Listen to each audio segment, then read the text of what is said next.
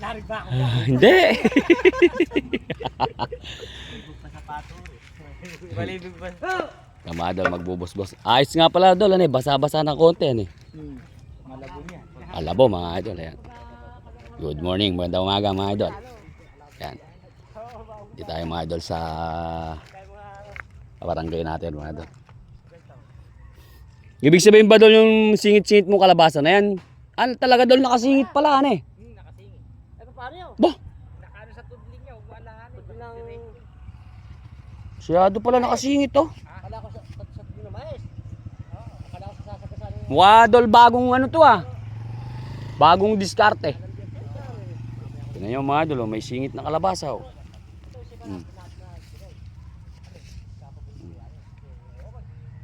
Galing talaga ng diskarte mga Idol. Kahit na sabihin mo ito yung dito kasi mga Idol, parang bakod-bakod na ganito. Parang party-party silang magkakapatid. Parang ganun mga Idol. Alternate. Pero ito magkakapatid mga Idol. Tinamnan na yung kanilang baka siguro lote-lote na ito mga Idol. Ah, may singit na kalabasa. Galing naman ang diskarte na ito. Ayos ah. Ito mga Idol, si Kuya Boy mga Idol, magbubus-bus. Ayan. Babae yung kanyang pambus-bus. Buntis to. Ito po mga Idol yung ano, yung binata ng buliran mga Idol na nasa sobrang sipag eh hindi pa nakakapag-asawa.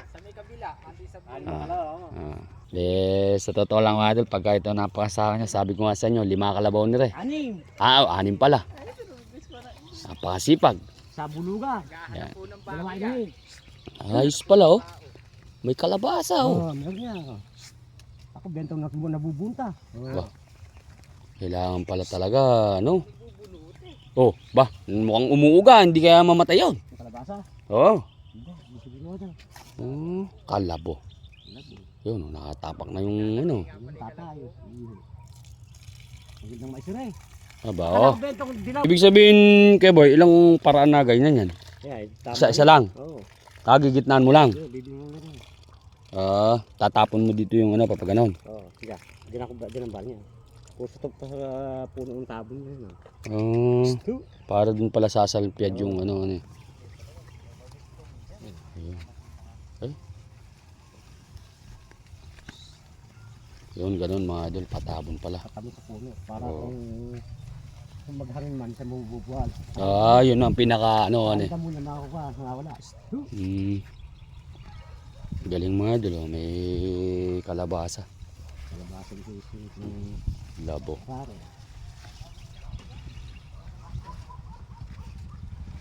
Lalaki na rin yung kalabasa mga Idol. Hindi kalabasa. Ngayon lang tayo nakakita ng ganitong diskarte mga Idol. Ano eh. May kalabasa. Double purpose ah. Pinabubos-basan para tumibay yung puno. Ganun. Ganun pala mga Idol. Pero parang tingin natin parang ano, kailangan talaga sanay yung nagbubus-bus yan eh.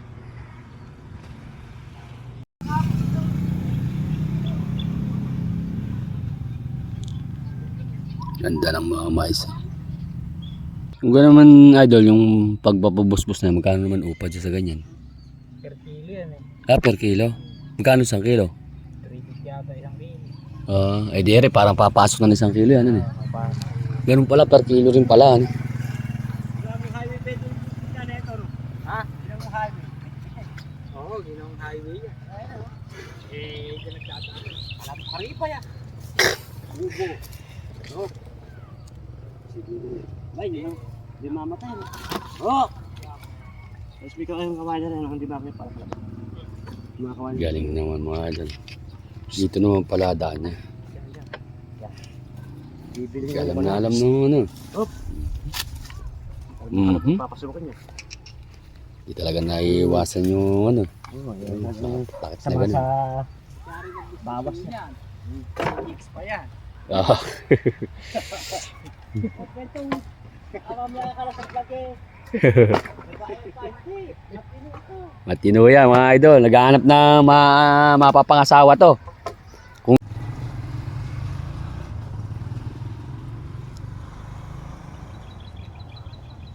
Ganyan mga idol, medyo mahalumanay lang kasi inaan din po, iniingatan din po mga idol yung mais. Kaya kailangan talagang may mais na, may kalabasa pa. Kaya kailangan magaling yung nagtutudling. Ito naman mga idol yung nagtutudling natin ito, veterans na to. Veterans na to. Kung di natin matatanong, baka 10 taon pa lang to nag-aararo natin. Oo, ganyan. Hindi kaya ganun kaya boy, yan eh. Baka kung naipit ka karang kakano mga kasamahan ko. Ah, Baka ka napakaundak mo na kay bahay mo. Sakit ng araro. Sa kinita ng araro, ano eh. Pag yung kinikita. Galing mga idol.